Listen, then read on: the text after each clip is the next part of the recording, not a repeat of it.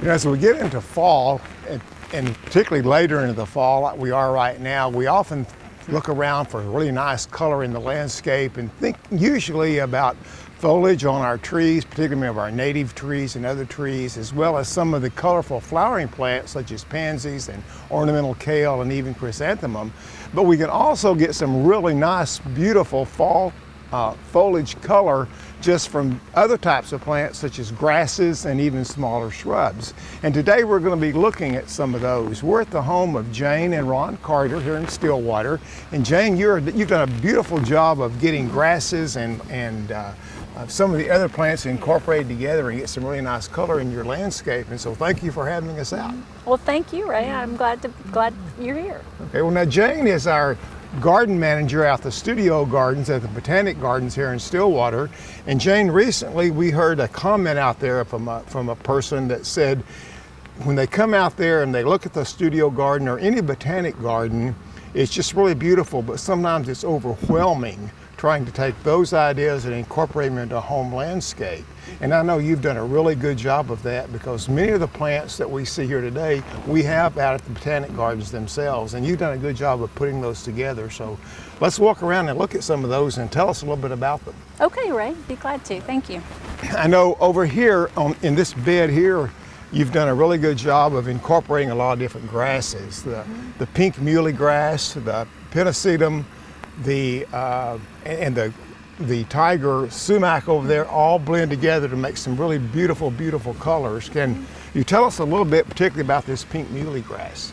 This particular muhly grass is pink cloud, and it just has that real light area and that wonderful pinkish purple color that really stands out in the fall. Mm-hmm. And it looks so really spectacular with all these other plants incorporated, like I said, with the fountain grass and with the sumac. And I particularly like this plant here too. It's a perennial aster, and it is so nice and so showy. And I know that this is a good one because it is such a tough plant. Yes. Like many of these plants are tough, and you've done a really good job here, I think, of putting these all together, but also one of the things I think you have in mind is water conservation. Yes. So how have we done this with the dry creek bed, the beds, and all this? How are you keeping all these watered? Well, I did install drip irrigation, but I just turn it on when I feel like I need it, when it's been a week since it's rained or we get into some really high temperatures. It was real important for me to conserve water. And the grasses in particular, and the Arizona cypress, cedar of Lebanon, sumacs, they're all really drought tolerant. So I think with the way water is nowadays, we never know when we're going to have it next year. So I think it's important to conserve. Well, you mentioned the Arizona cypress, and I really want to make a couple more comments about the Arizona cypress because you said it is a very tough plant. You're on the southwest corner here. Yes. There's a lot of sun, there's a lot of wind. You're next to a pretty large street there, so there's going to be a lot of a reflection of heat from that street. But that Arizona cypress seems to really be tough. I think it's a plant that is really underused a lot in our landscapes in Oklahoma. What made you decide to do a plant like that? Well, as you can probably tell from the home with the blue shutters, I really wanted to go for a calm landscape. And the blues and the purples and the greens kind of have that serene, more calm feeling about them. And so looking for blue plant material, Arizona cypress is one of the best for Oklahoma, I think. And well, I certainly agree with you. And I've had Arizona cypress in my landscape, and they perform very well, but they do need good drainage. Yes. We have to keep them up high or else put them on a slope that drains. And you've got good drainage here, and what's the real purpose of your creek bed, your dry creek bed? Is that just for looks, or what is that? No, as you can see, we're up on a hill, and so we do have a slope, and we need to get the water off of the slope. So it serves two purposes. I do like the natural look of it. It kind of adds to the feel of the landscape that I wanted to have, but it does serve the purpose of draining water away from the home. Okay. And our downspouts and our our gutters are hooked into that. So. And one more plant I want to talk about, because I think it works in well with your dry creek bed that you just talked about, and the other plants here, is the Cedars of Lebanon. Yes, Cedar of Lebanon. That is not a deodar cedar. No. The shape may look like it might fool you, but the color is quite different. That is really a unique plant. Yes. And so give us a little bit of background on your desire for a plant like that. Well, I love conifers, evergreens. When we talked about the Arizona cypress, part of my decision in choosing these is I like a large percentage of evergreens, especially conifers in the landscape, so that we do have something to look at in the winter. And the grasses, of course, add to that too. But this particular Cedar of Lebanon is a stenocoma, which is a narrower tree, and these lots, you know, while it's a fairly good-sized lots, most city lots now, they're not huge.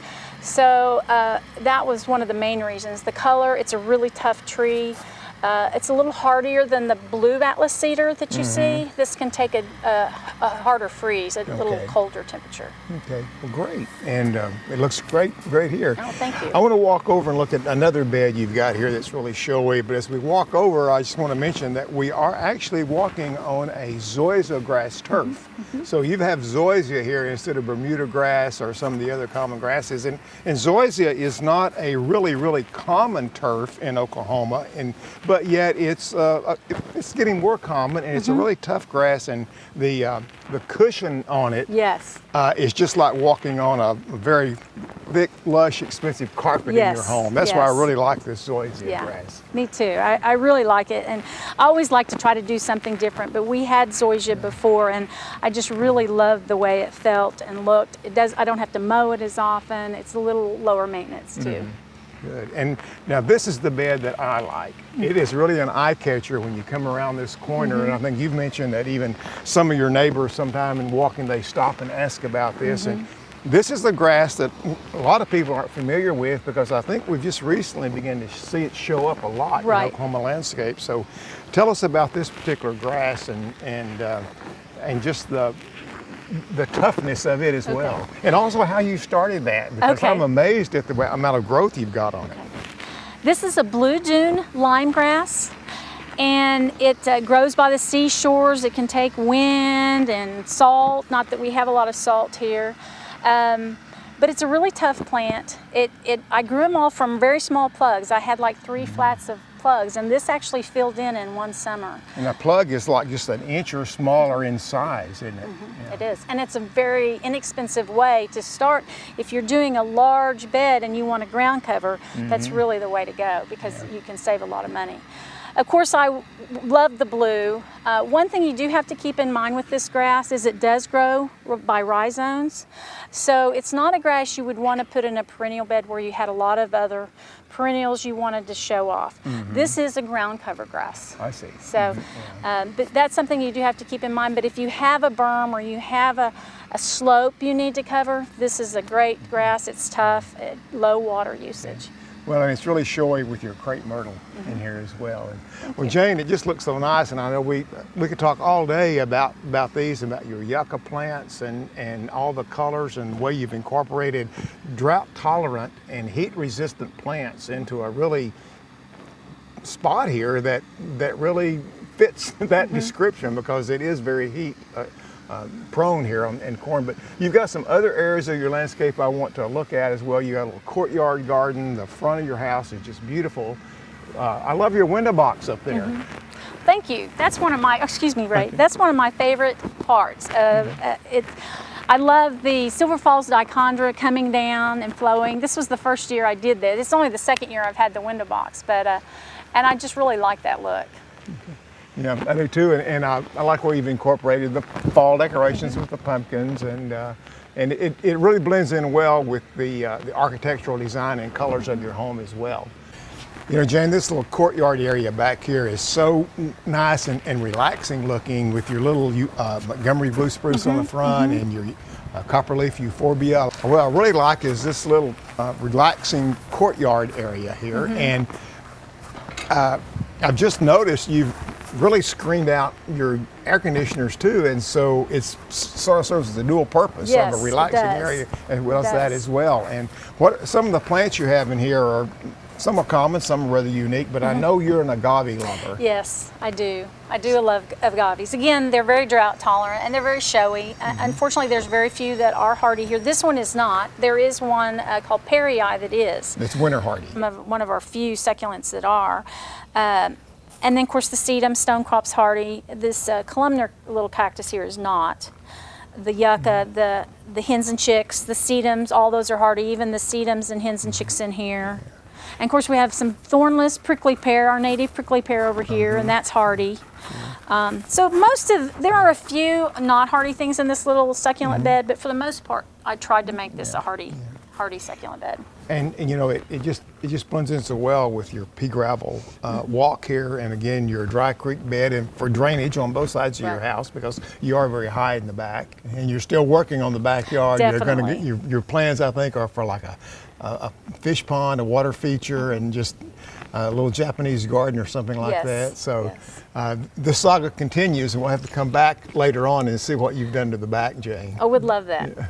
But thank you so much for having us over today. It's been just a real pleasure to look at your plants and get some ideas that maybe others can take now when they go to a botanic garden or to a public garden, look at something and try to visualize that in their own landscape. And you, I'm sure, have people like myself that come by all the time, and that's how I get a lot of my ideas for landscaping. I go by someone's house and I say, you know, I'd like to have that, and I can do that. So I'm sure you're a good showplace for others in your neighborhood. Well, thank you very much, Ray. I've enjoyed visiting with you. Thank you very much. It's been our pleasure. We hope you enjoyed this video. It's part of our Oklahoma Gardening YouTube channel.